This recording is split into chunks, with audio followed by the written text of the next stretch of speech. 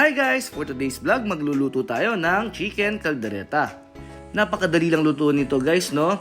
Ang ipapakita ko sa inyo ngayon ay other way ng pagluluto ng chicken caldereta. Kaya nasabi kong other way guys kasi hindi tayo gagamit ng tomato sauce or tomato paste. Tara guys, simulan na natin. Ipa-fry muna natin yung ating carrots and potatoes. And then guys, pag medyo toast na yung ating carrots and potatoes, iaahon na natin yan sa mantika at isi-set aside na muna natin to.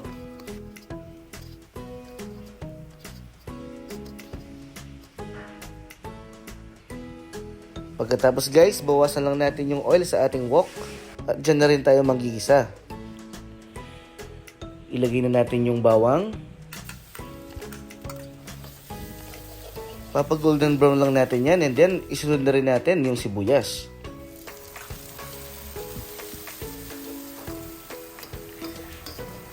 Kapag malambot na yung sibuyas guys, ilagay na natin yung 1 kg na chicken wings. Wings ang pinili kong part ngayon guys, no? Parang gusto ko kasing ngumata ng chicken wings sa ating spicy chicken caldereta. Nako guys, sira na naman ang diet nito. Ang sarsa pa lang nito guys, ulam na. Okay guys, after natin ilagay yung manok, haluin lang natin ng mabuti yan. And then, titimpla na natin siya ng paminta. 2 pieces na sachet yan. At saka isang pirasong chicken cube. And then guys, haluin ulit natin ng mabuti yan. At igigisa natin yan ng mga 8 minutes.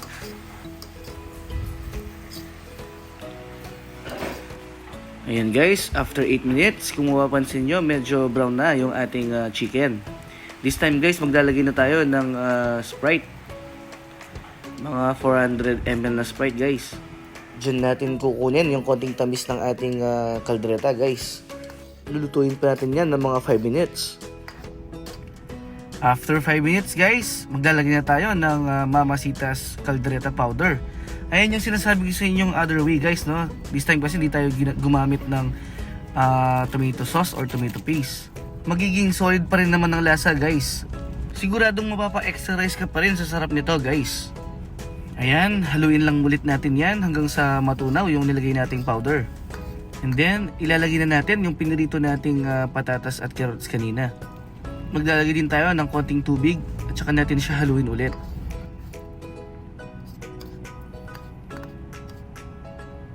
Pag kumulo na siya guys, maglalagay tayo ng 1 small can na liver spread. Isa ito sa pampasarap at pampalapot sa ating chicken caldereta.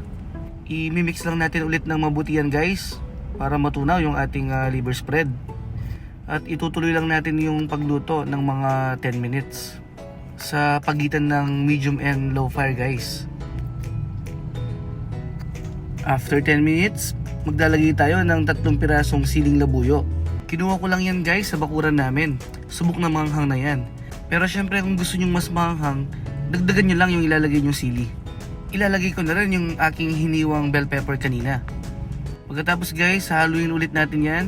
At itutuloy lang natin yung pagluto ng mga 5 minutes. And then pwede na itong iserve. Hindi na ako maglalagay ng asin or patis guys, no? Sapat na yung chicken cube na nilagay natin kanina.